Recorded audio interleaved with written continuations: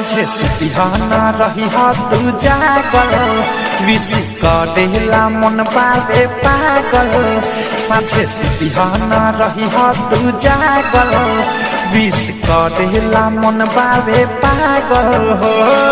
12 बजे होई मुलाकात बात सुनबा क्लियर 12 बजे होई मुलाकात बात सुनबा क्लियर 31 दिसंबर के रात जान बोलब हैप्पी न्यू ईयर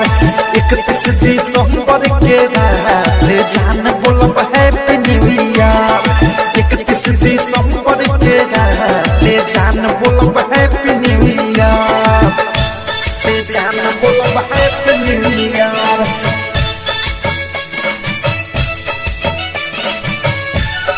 जान बोलब हैप्पी न्यू ईयर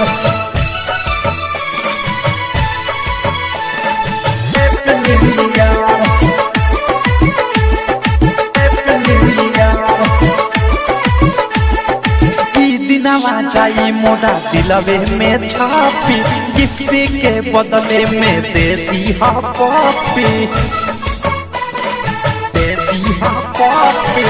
दिनवा जाई मोरा दिलवे में छापी गिफ्ट के बदले में दे दी पॉपी चुपके से आ जाई हम मिले अकेला महाबत के वादी पर जब हम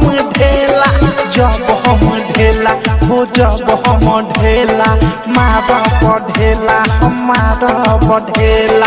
दू बेटा खोखम तो हम ही होखम आ जाई हनियार दू बेटा खोखम तो हम ही होखम आ जाई हनियार 31 दिसंबर के रात जान बोलब हैप्पी न्यू ईयर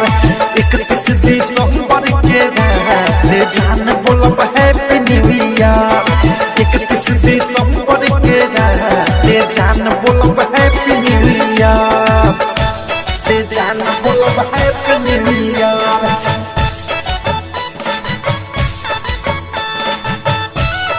जान बोलब हैप्पी न्यू ईयर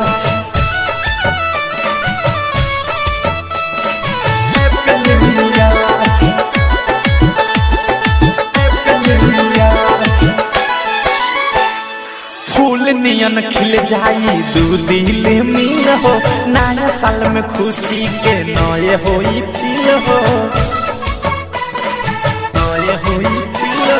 फूल नियन खिल जाई दू दिल मिल हो नया साल में खुशी के नए होई फील हो प्यार तो से खा देले प्रेमिया देश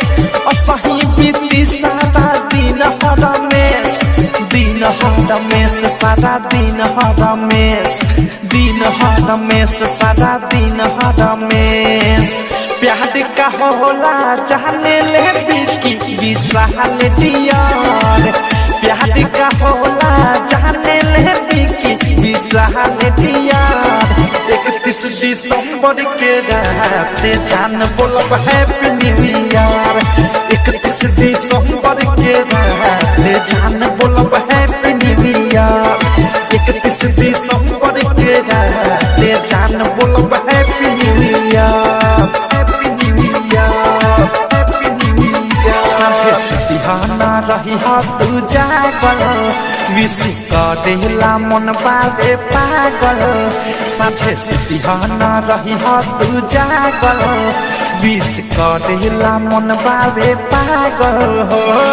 12 बजे होई मुलाकात बात सुनबा क्लियर 12 बजे होई मुलाकात बात सुनबा क्लियर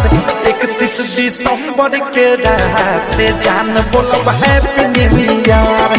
31 दिसंबर के रात जान बोलब हैप्पी न्यू ईयर 31 दिसंबर